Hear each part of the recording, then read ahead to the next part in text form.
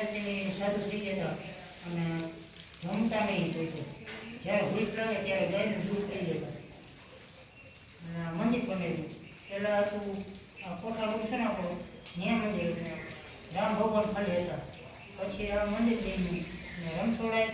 અને ગોરદેવજી ગાડામાં કોઈ બાપુ વેચવા જતા હતા એના ભાઈ પડી જાય ને તો રાઈટ પડી ગઈ એટલે અહીંયા રોકાણા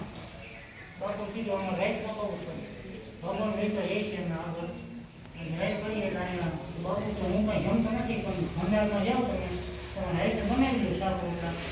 અને જમી દઉં સુઈ જાઉં એટલે જમીન ફૂટા સવાર ઉઠ્યા ને તો કે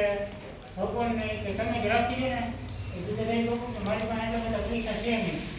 એ કે તમારી પાસે ગાયું તો છે એ ભાલો ભાઈ તમને ઘી આપો તો ઘીના ફાળીએ ચડાવ્યો પણ ભગવાન વીચતા જ નહીં એટલે પેલા બાપુ કીધે ભગવાન એમ રાખો તમે આમાં પૈસા નથી જોતા ને ઘી નથી પછી આ મંદિર ગઈ અને ત્યાંથી આ મંદિર છે ને ગામની પછી વેચવા સારી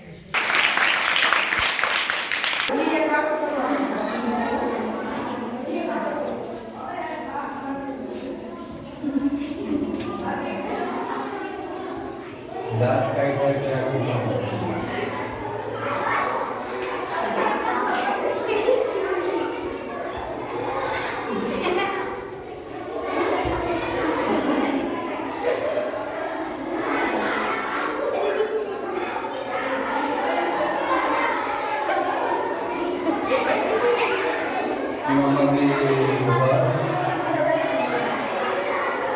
Terima kasih.